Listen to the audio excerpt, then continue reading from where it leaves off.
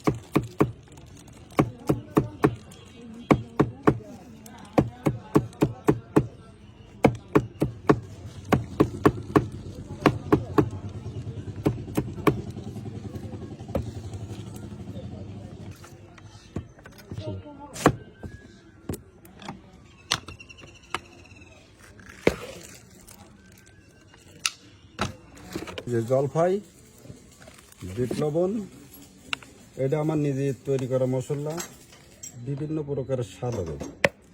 পেঁয়ারা, কদবেল, এটা ঝালের গুঁড়ো, এটা এক আইটেমের মশলা। এই যে প্রাণের কাসুন্দি,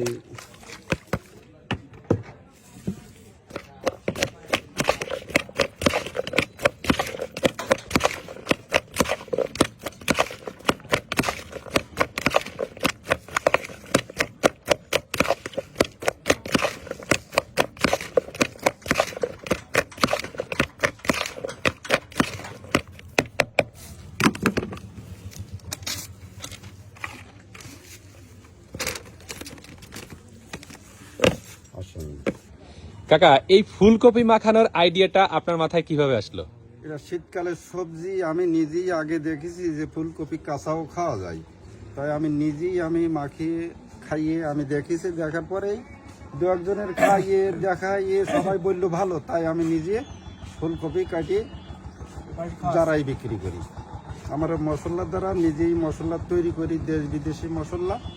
এই যে ফুলকপি খুব সেই টেস্ট লাগে, খাতে খুব টেস্ট লাগে। বিসমিল্লাহির রহমানির রহিম। हम खासी टेस्ट देख दी सही टेस्ट भाई।